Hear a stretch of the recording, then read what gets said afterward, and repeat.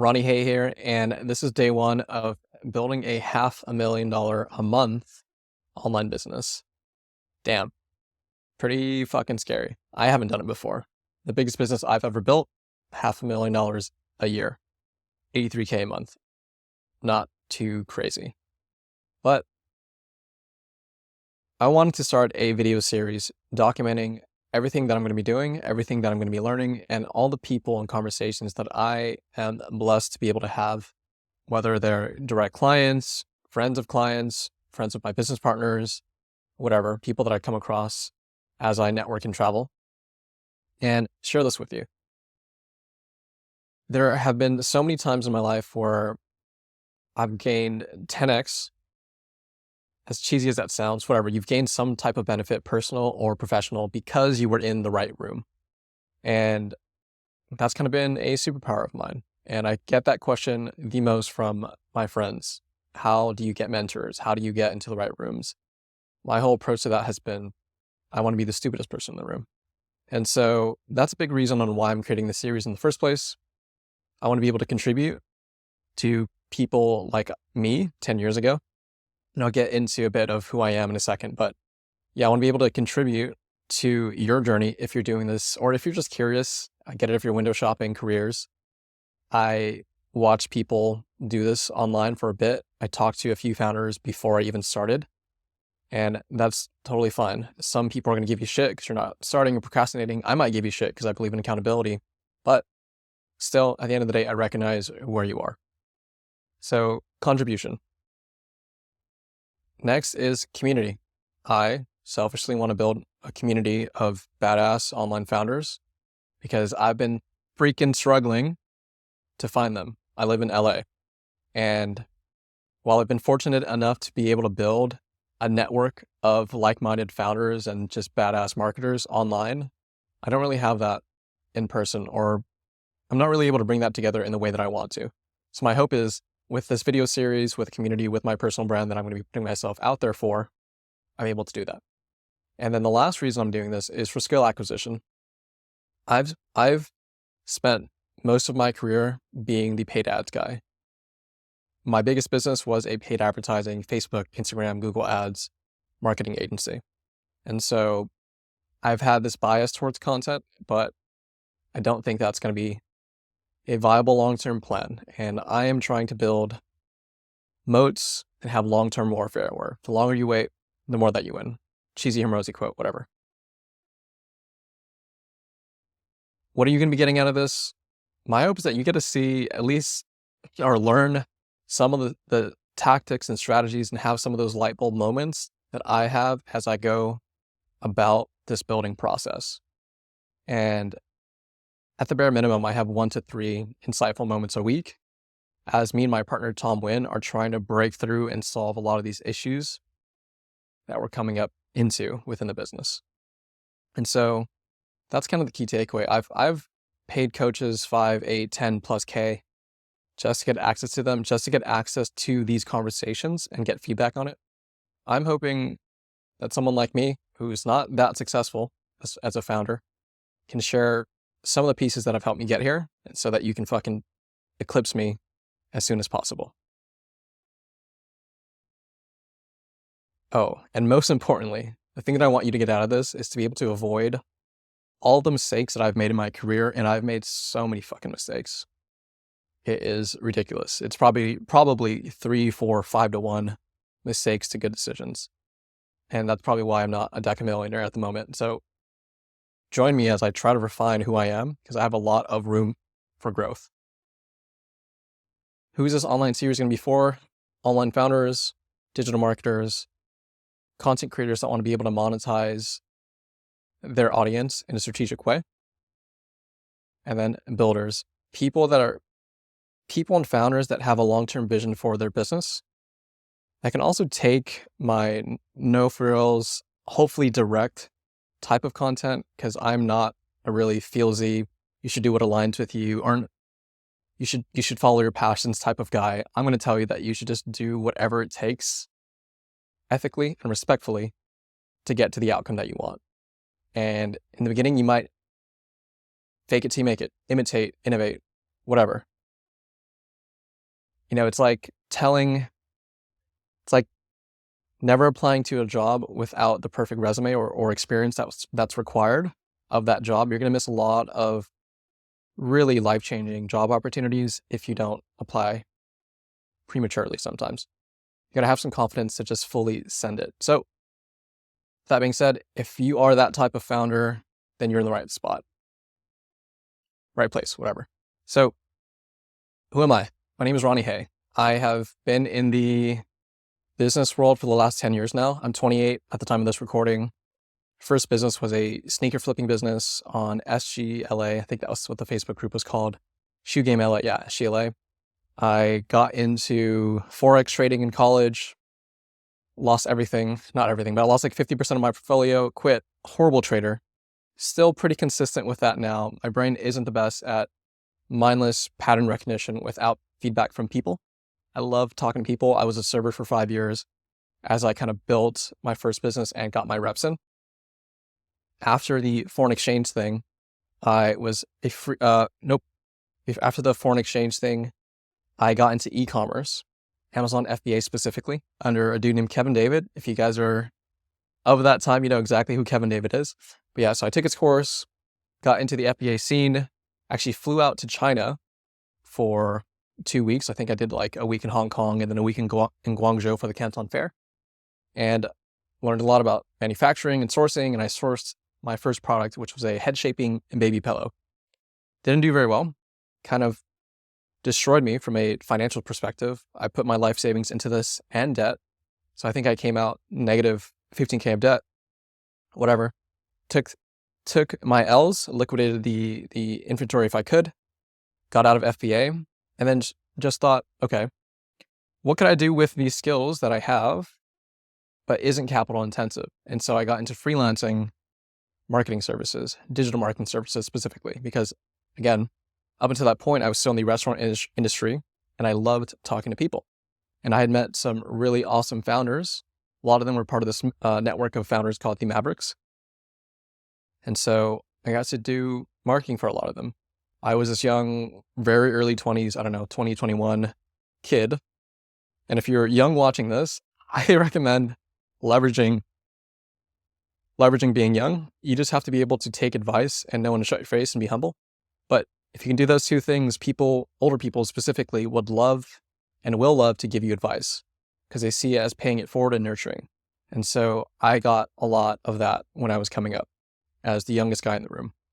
And so got into the freelancing stuff. I learned Facebook ads.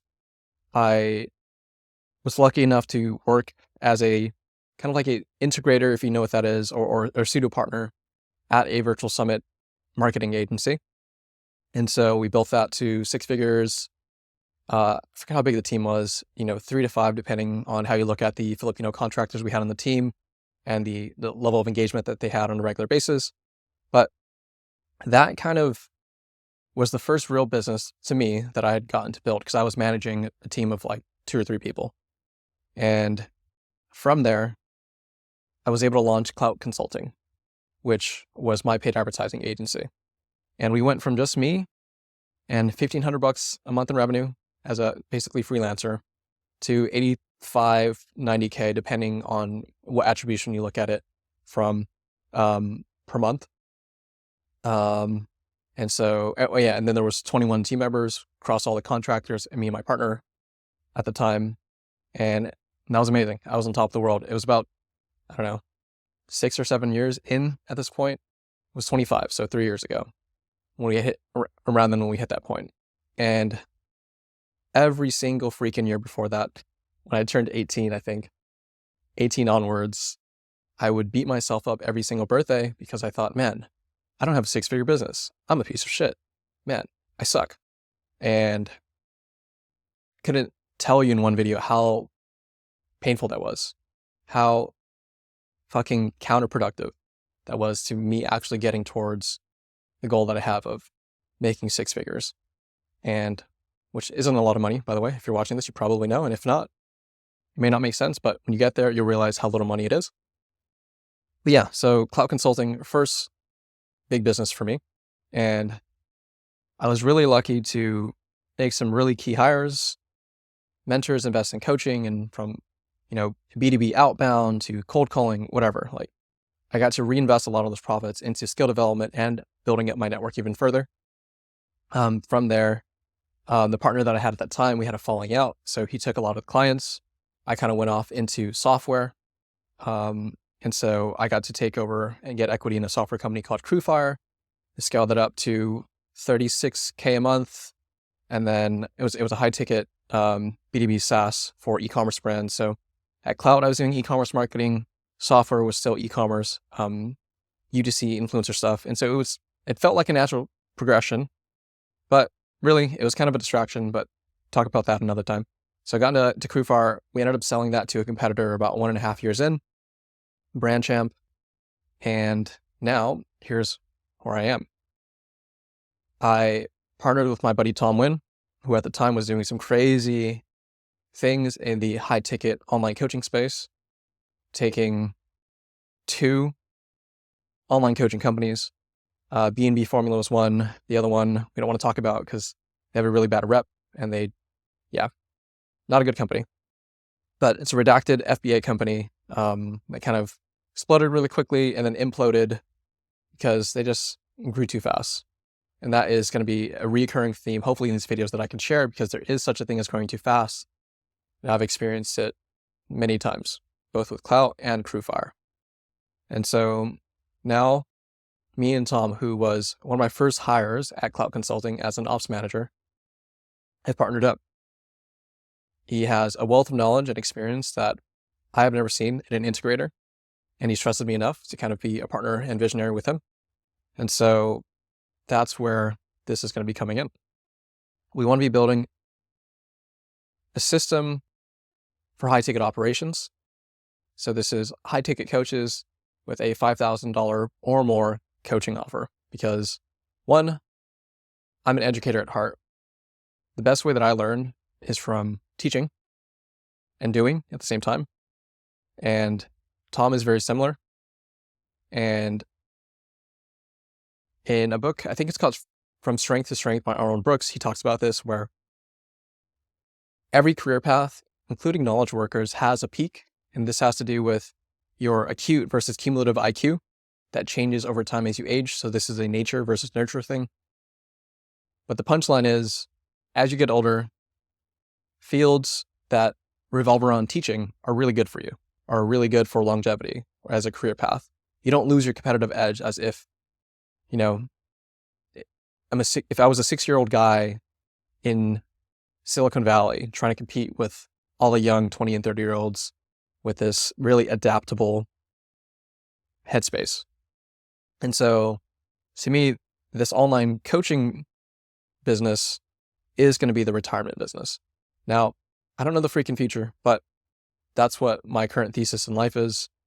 So the one key takeaway that I've had in this business this week with Tom, and by the way, the business's name is Lean Growth Formula.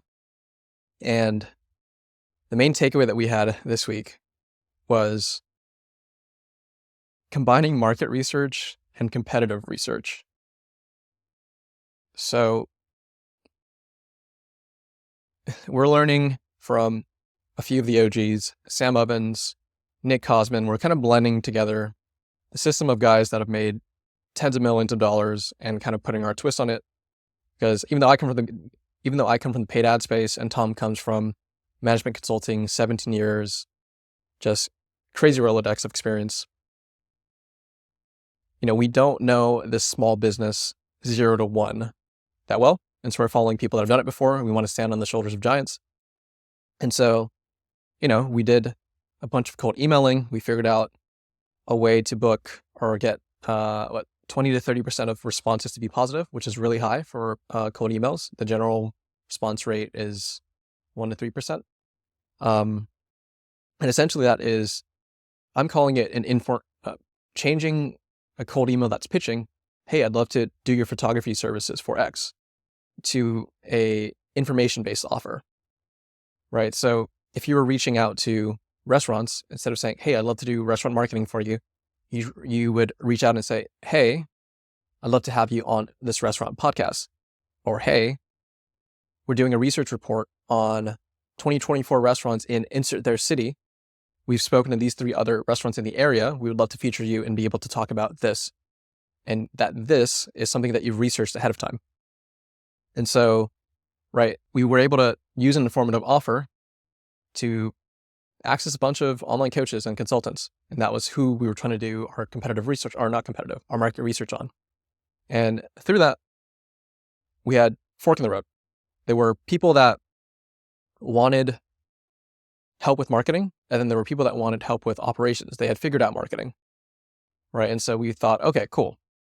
We've done the competitive research. We've talked to 20, 30, whatever. We've hit up thousands of coaches via cold email, some via DMs, and got to speak to them. And we have some 7-8 figure coaches in our network that we were able to tap as well between me and Tom.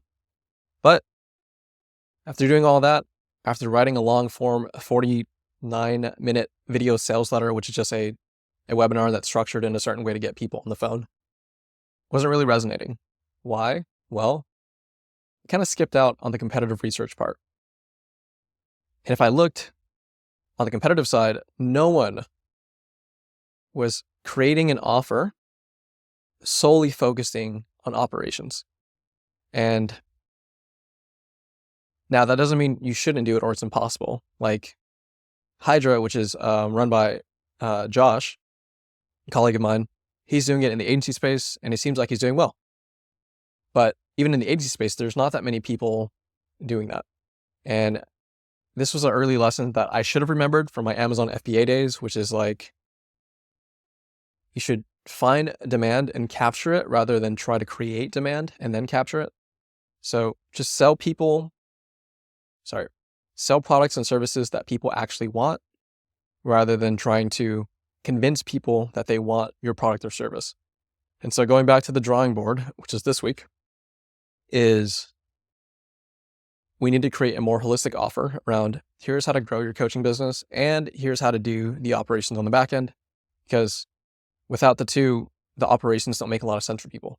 I think the insight that I've gotten from the advertising test that we've done so far is a lot of people haven't figured out the acquisition part, or they don't realize that they have an operations problem yet. And so that's what we kind of run into quite a bit. So if you're thinking about launching a new business, a new product, a new offer, you want to be able to do market research, which is really just having interviews with your potential audience or market and asking them pointed questions around what are they challenged with, where would they like to be, what would they pay for it hypothetically, what formats of help would they like it as a service, would they like it as a software, would they like it as a coaching or consulting relationship, etc. And then do competitive research. See if there are other people in the space. And an easy way to do this is just going to YouTube and typing in your headline, how to do photography marketing 2024, how to market my photography business, whatever that is. So whatever you think you want to offer, type it into YouTube. You can go to Google, type it in as well, look up a company name, and then go to Facebook ad library and see if that company is running ads and they're active. If they're active, they're probably making money from it. And so I'm hoping that takeaway saves you a bunch of time so that you can kind of skip ahead. Because again, if you just capture demand rather than trying to create or convince people that they want something and then try to capture it, it's going to be a lot easier for you and less expensive. We've already burned through, a good amount of marketing budget. But yeah, that's it for this week. If you want these, very simple, low edits type of videos with hopefully high quality content, and I'm hoping these get better. I know this probably wasn't the best, but this was the first. Then tune in every Wednesday. I'm going to be releasing one of these, and I might release it on Instagram via a short form content piece as well. Thanks.